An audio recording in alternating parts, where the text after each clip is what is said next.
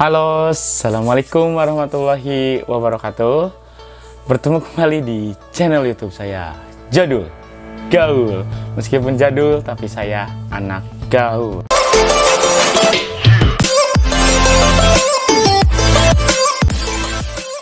Apa sih yang ada di benak kalian ketika kalian mendengarkan negara Jepang? Tapi ini dalam hal positif ya. Kalau saya pribadi, saya langsung teringat dan saya langsung menuju ke hal, wah, negara Jepang adalah salah satu negara yang paling bersih yang ada di dunia. Ya, itu betul. Karena saat ini emang saya juga kebetulan lagi di Jepang juga, dan emang betul sekali Jepang itu minim terhadap sampah. Kok bisa dan bagaimana? Karena di Jepang sendiri membuang sampah itu ada peraturan dan juga ada tata caranya dalam memilah-milah sampah. Jadi, seperti pada negara-negara yang lain, seperti negara Indonesia, Jepang juga membeda-bedakan sampah satu dengan sampah yang lainnya. Kalau di Indonesia, jenis sampah itu terbagi menjadi tiga, ada organik, anorganik, dan limbah, dan seperti kayak tiga bahan bakar berbahaya gitu. Tapi di Jepang sendiri itu ada jenisnya. Nah, tetapi sebelum kita melakukan ke prakteknya, saya juga akan memberikan sedikit teori, sedikit memberikan informasi mengenai pembuangan sampah di Jepang. Nanti saya akan share ke kalian, jangan skip video saya. Pada umumnya di Jepang ada pada umumnya itu ada 6 jenis sampah yang dibedakan. Yang pertama adalah ada sampah moerugomi. Apa sih itu moerugomi?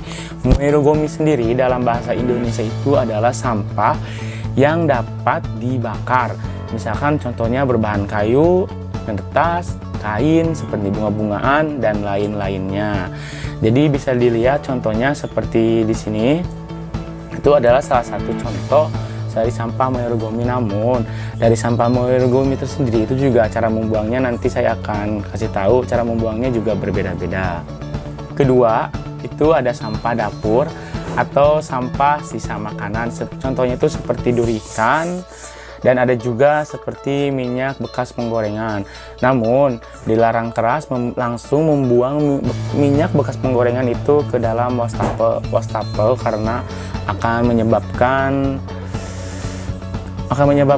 apa ya, kayak semacam mampet kan, nantinya juga akan membeku, jadi saluran air untuk wastafelnya itu tidak lancar.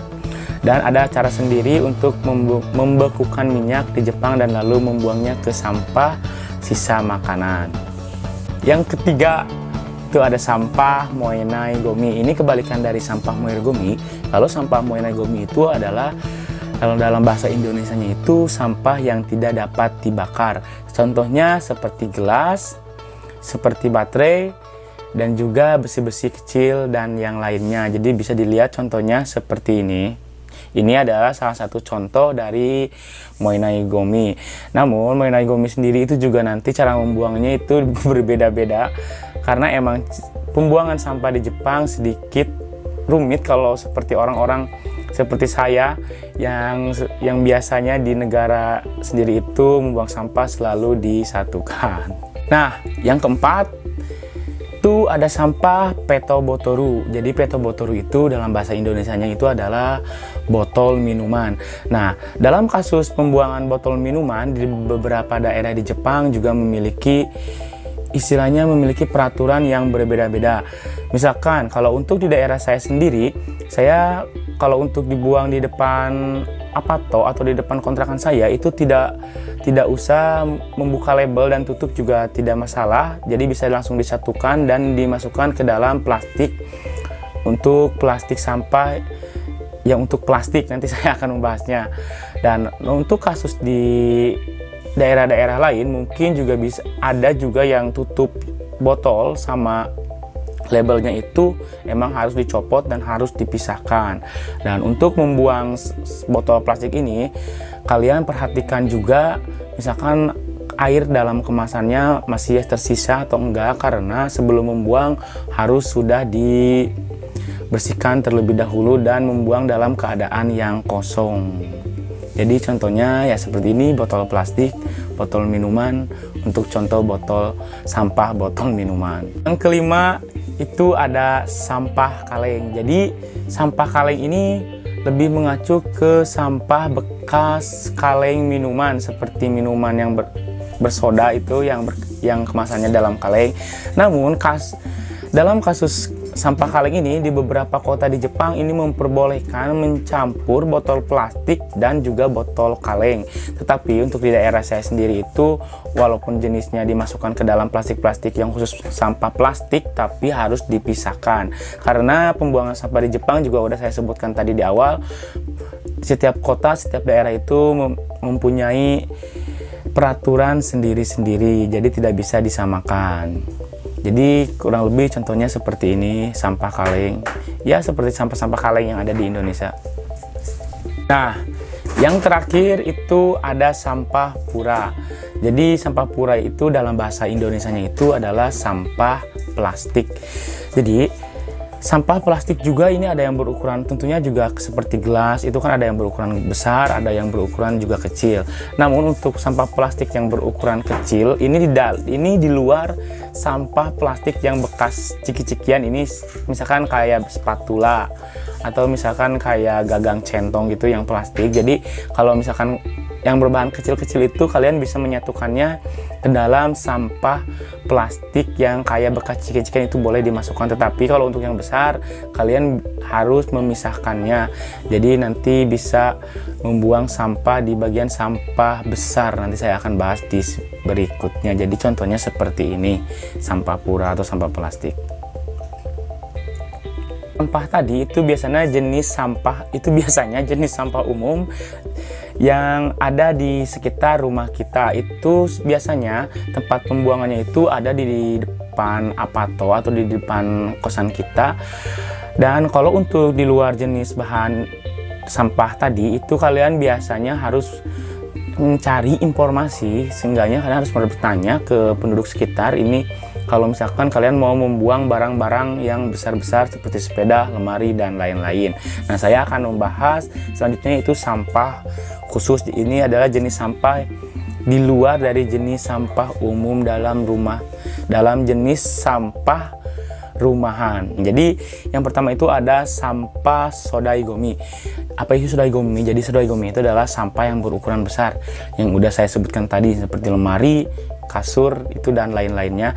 Jadi untuk membuang sampah ini, kalau misalkan di dekat tempat tinggal kalian tidak ada stasiun pembuangan sampah yang besar, biasanya kalian harus berkonsultasi dengan pihak perusahaan atau seenggaknya kalian meminta nomor orang petugas sampah ke pemilik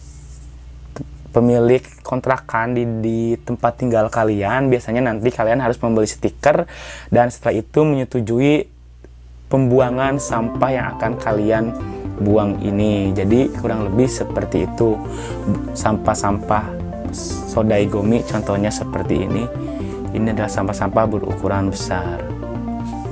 Sampah selanjutnya ini masih ada di luar dari jenis sampah tadi. Ini untuk sampah khusus itu ada sampah shigenggomi. Apa itu shigenggomi? Ini adalah salah satu sampah yang biasanya bisa didaur ulang atau bisa digunakan kembali. Contohnya itu seperti kardus. Jadi kardus ini biasanya bisa kita gunakan kembali saat kita berbelanja di supermarket yang ada di Jepang. Nah, biasanya saya juga kalau misalkan belanja itu lebih enak memakai kardus, karena kalau pakai plastik juga di Jepang udah memberlakukan harga khusus untuk plastik. Jadi biasanya saya menggunakan kardus dan itu bisa bisa dibuka dan habis itu dibuang, kemudian mungkin nanti sama petugas sampahnya bukan didaur ulang, jadi bisa kayak dikasih lagi ke tempat-tempat perbelanjaan yang ada di Jepang dan untuk dipergunakan kembali. Yang selanjutnya itu masih di sampah khusus. Ini ada sampah kinjoku gomi. Jadi kinjoku itu adalah sampah metal atau sampah besi. Ini seperti wajan, panci, kayak penggoreng-penggorengan gitu. Jadi ini di luar dari sampah plastik dan juga sampah besi kecil. Nah, untuk membuang sampah ini kalian juga harus perlu mencari tahu nomor petugas sampah agak sedikit rumit emang. Dan juga kalian harus, ini seperti sampah Sodaigomi, harus membuat perjanjian terlebih dahulu ke petugas sampahnya. Akan tetapi kalau kalian di dekat tempat tinggal kalian itu ada stasiun sampah yang besar, kalian bisa membuangnya di sana. Jadi kurang lebih contohnya seperti ini, bekas penggorengan, wajan, dan juga kayak panci dan lain-lainnya. Untuk yang terakhir di jenis sampah khusus itu ada sampah kami. Jadi kami sendiri itu dalam bahasa Indonesianya adalah sampah kertas. Ini lebih mengacu ke koran, seperti komik, ini seperti majalah, dan juga yang lain-lainnya berhubungan semacam kayak kertas. Jadi biasanya sampah ini dipisahkan dari sampah moerugomi atau sampah yang bisa didaur ulang dan dibakar. Jadi sampah ini biasanya juga bisa dimanfaatkan kembali untuk pengolahan bahan lain-lainnya. Jadi untuk membuang sampah ini biasanya dikumpulkan terlebih dahulu seperti kardus gitu. Habis itu setelah penuh diikat dan habis itu langsung dibuang di jadwal pembuangan sampah moeru. Di Jepang sendiri itu dalam membuang sampah itu ada plastik khusus untuk membedakan kayak moeru dan moenaigominya. Akan tetapi dalam sampah-sampah yang berukuran besar dan kardus itu kan khususnya kayak koran yang tadi disebutkan itu tidak apa-apa, tidak memakai plastik khusus. Yang penting kalian rapih dalam membuang sampahnya. Di setiap warna itu memiliki arti dan cara pembuangannya yang berbeda-beda. Jadi untuk warna kuning sendiri itu adalah plastik sampah khusus untuk membuang sampah moerugomi seperti sampah dan moerugomi dan sampah sisa makanan. Jadi seperti kayak daun-daunan dan bahan-bahan sisa makanan yang lainnya. Selanjutnya itu ada plastik sampah yang bertulisannya warna hijau seperti ini. Ini digunakan untuk membuang plastik, jadi khusus untuk plastik seperti plastik bungkus ciki-cikian ataupun aqua yang tadi udah saya bilang, kaleng, dan juga botol kaca. Biasanya saya memakai plastik yang berwarna hijau. Jadi jangan sampai salah dalam membuang sampah ke dalam plastik. Akibatnya apa kalau kalian tidak mematuhi peraturan? Jadi pada tahun lalu saya kena teguran dari dari petugas sampah karena mungkin salah membuang sampah. Kalau misalkan diringkas dalam bahasa Indonesia itu, kita itu salah membuang sampah dan juga perhatikan jadwal pembuangan sampah. Jadi ini ada peringatan pertama. Kenapa kita harus mematuhi? Karena pembuangan sampah di Jepang juga istilahnya emang warga sendirinya itu mematuhi, sedangkan kita malu sendiri kalau misalkan orang luar negeri tidak mematuhi peraturan sampah yang ada di negara Jepang. Jadi seperti ini. Dimana beli plastik sampah, karena plastik sampah yang digunakan di Jepang itu kalian tidak bisa membelinya di daerah luar tempat tinggal kalian. Misalkan saat ini saya sedang tinggal di daerah Taketoyo di Jepang, jadi saya harus membeli plastik sampah di sekitar dekat tempat tinggal saya, biasanya itu di supermarket ataupun di kombini. Jadi kombini itu kalau di Indonesia itu seperti Nenet Mart, jadi seperti itu. Nah, jadi kalau misalkan kalian membeli sampah di luar tempat tinggal kalian itu tidak bisa digunakan. Nah, pastinya juga kalian nanti akan kena tegur oleh petugas sampahnya. Dan kalian juga tidak usah bingung kalau misalkan pertama kali kalian datang ke Jepang itu biasanya dari kantor wali kota atau dari tempat pemerintah sekitar akan mengirimkan atau mengedarkan surat edaran mengedukasikan bagaimana cara membuang sampah di Jepang dan hari apa aja dan jenis golongan sampahnya dan lain-lain. Itu akan dikasih semacam kayak 1-3 lembar kertas, dan disitu juga kalian nanti bisa membacanya. Kalaupun misalkan kalian tidak dapat dari pemerintahan, biasanya dari pihak perusahaan atau dari pihak pengelola kontrakan kalian nanti itu biasanya akan mengasih tahukan tata cara pembuangan sampah di daerah itu, dan hari apa aja, jam berapa, dan tipe-tipe sampahnya seperti apa yang harus dipisahkan. Nah, ini adalah salah satu mencontoh kertas penggolongan sampah yang diberikan kepada kita dari pemerintah tempat tinggal kita. Itu bisa dilihat kan di situ ada nama Taketoyo Eco Station. Jadi emang khusus untuk daerah Taketoyo. Jadi seperti bisa dilihat ada tulisan bahasa Inggrisnya juga. Jadi kalian tidak usah takut. Nah, di situ ada penggolongan jenis-jenis sampah berdasarkan jenis dan golongannya. Ada sampah plastik, sampah botol, kayak perabotan rumah tangga, kaca, sampah besar, sampah yang bisa didaur ulang, dan sampah yang berbahaya. Jadi seperti ini. Dan waktu pembuangan sampah juga di sini udah tertera, yaitu dari jam 7 sampai jam 8 pagi. Sekarang saya akan mengajak kalian untuk melihat sampah-sampah yang udah saya pisahkan. Jadi yang udah saya sebutkan tadi, ini yang udah saya praktekkan. Jadi bukan karena mau bikin konten saya langsung dipisah-pisahkan, emang saya juga harus mematuhi peraturan pembuangan sampah yang ada. Jadi nanti saya akan mengajak kalian ke luar tempat tinggal saya, keluar Apato maksudnya, dan melihat jenis sampah-sampah yang udah saya pisahkan berdasarkan jenis dan golongannya. Ikuti terus video saya. Ini adalah sampah untuk sampah yang bisa didaur ulang atau sampah sisa makanan. Nah, di situ juga ada tulisan kanjinya, itu ada Taketoyo Machi.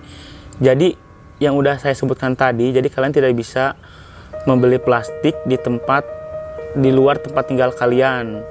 Ini ada Taketoyo, berarti khusus digunakan untuk Taketoyo. Di sini ini sampah kantong plastik berwarna hijau. Jadi bukan warnanya hijau, tapi tulisannya itu warna hijau. Lihat, ini juga sama, ada tulisannya Taketoyo Machi. Jadi ini adalah nama kota tinggal saya saat ini. Di sini juga ada tulisannya juga. Di sini lihat, ini ada bahasa Inggris, bahasa Vietnam, dan lain-lain. Ini juga masih sama menggunakan plastik berwarna hijau. Jadi ini botol plastik. Berhubung di tempat tinggal saya itu label plastik sama tutup botol itu boleh disatukan. Nah, bergeser sedikit, ini juga masih memakai plastik hijau. Ini sampah bekas kaleng minuman. Walaupun plastiknya berwarna hijau sama, tetapi untuk kaleng minuman, botol, dan kaca emang benar-benar harus dipisahkan ya.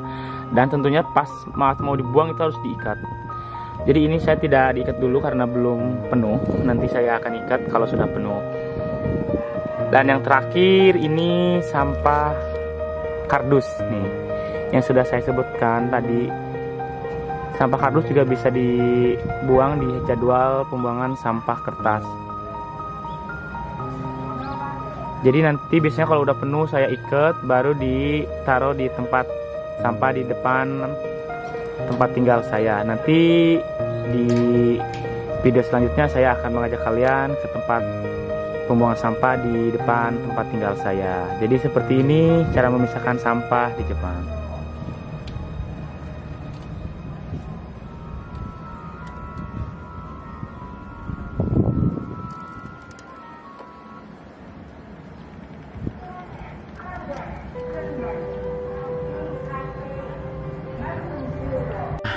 Ini tadi dia beberapa sampah yang sudah saya kasih tahu, yang sudah saya lihatkan ke kalian. Semoga dengan video ini bisa membantu sedikit, istilahnya bisa menambah sedikit pengetahuan kalian apabila nanti kalian sudah di Jepang. Bagaimana sih cara membuang sampah di Jepang. Dan tentunya kalau kalian main ke tempat misalkan taman dan lain-lain, itu pastinya juga ada tempat sampah yang sudah disediakan. Tapi ingat baca menurut pembuangan sampah itu. Jadi maaf maksud saya adalah baca menurut tong sampah, misalkan sampah plastik, ya udah kalian berarti bisa membuang plastik di tempat sampah ini, dan untuk makanan di tempat ini dan itu. Jadi biasanya juga di tempat umum juga biasanya pemerintah Jepang udah menyediakan beberapa tempat sampah yang berdasarkan jenisnya. Dan untuk video selanjutnya nanti saya akan mengajak kalian ke tempat sampah di dekat tempat tinggal saya. Jadi seperti apa sih membuang sampahnya itu? Jadi nanti saya akan tunjukkan jaring-jaring tempat sampah di pinggir jalan dan kotak sampah yang ada dekat di tempat tinggal saya. Jangan lupa sebelum kalian mengakhiri menonton video ini, jangan lupa tekan tombol subscribe, like, dan komen. Wassalamualaikum warahmatullahi wabarakatuh.